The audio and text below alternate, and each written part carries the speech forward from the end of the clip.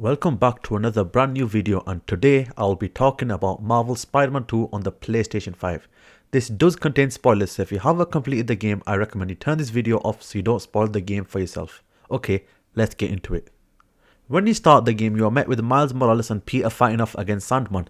The first mission is a boss fight against him rampaging through the city. The bosses have health bars now, which is an added bonus. This fight just sets you up for what's to come in this game.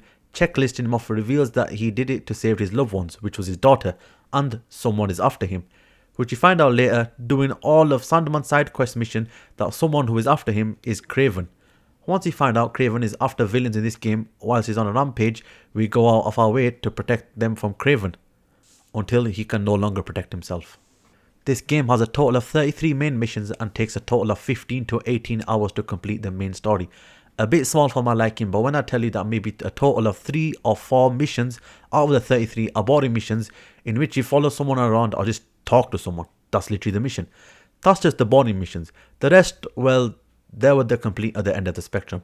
Each of the 29 other missions felt like a true adventure and captured a unique story in Spider-Man 2. Each set up the next mission perfectly and didn't stay longer than it needed to. Playing the first half of the main missions, you realize that Miles Morales is insanely overpowered in comparison to Peter Parker in every way, shape and form.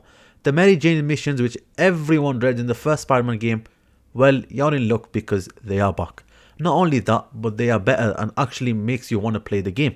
You no longer have to sneak around the museum making distractions with your tiny device or pushing objects over, but instead you can run around with the gun which shoots spider webs and web up hunters.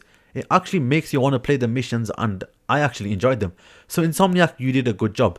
You realize Hardy is Venom, and later when you're about to die, the symbiote latches onto you and you become Black Suit Spider-Man. And Harry, well, he loses his powers. You chase the lizard and kick his ass using the antidote to turn it back into normal. Then you gain the symbiote suit, which is just an upgraded version of the suit after you touch a rock, and ends up just looking more of a badass.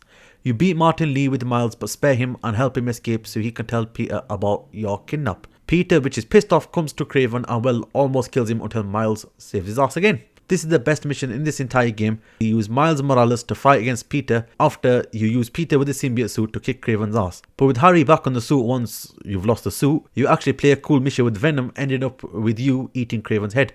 Yep, you kill Kraven and you eat his head. But that's not the end. I actually thought the game was going to end there. Venom gets hold of the rock and all hell breaks loose. The symbiote runs loose and Peter, like I mentioned earlier, is weak. He loses a fight and then goes to bed. That's until Martin Lee helps Peter regain his consciousness and becomes anti-Venom. You then go on to beat the symbiotes and well, beat the game. Keeping the anti-Venom suit and the new powers you learn. Also, I'm sorry Miles, but what the F is this? Next you face off against Venom with Peter whilst MJ steals the rock and Miles is kicking symbiote's ass. Venom now has wings and Peter loses, no surprise, for Miles to do a backflip for no absolute reason and beat Venom, slowly ending Venom and disintegrating him. Harry dies and well, Norman is pissed off. Once you beat the game, it sets it up for the finale. Green Goblin and Dr. Octopus, once arch enemies, are now best of friends to take down Spider-Man. You're also greeted with Cindy Moon, which is Silk.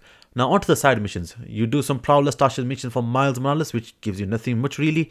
EMF missions with Peter, which also don't give you much apart from my Antoine looking suit. Mysterio missions, which also confuse the hell out of me. Is Quentin Beck Mysterio or not? Because in this game apparently they're two separate people.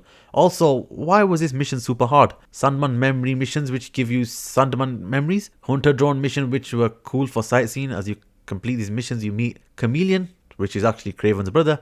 The flame missions are where you meet Wraith, and no word of a lie, out of my entire run on Spectacular, this boss fight was nearly impossible. It literally took me 5 tries until I finally beat her. You spare the leader of the flame, which is known as Cletus Cassidy, which steals the symbiote and, well, become Carnage. You do a symbiote nest, which was super hard with Peter, but Miles clears them. Brooklyn Vision missions, which I'm not even going to bother wasting my time talking about them.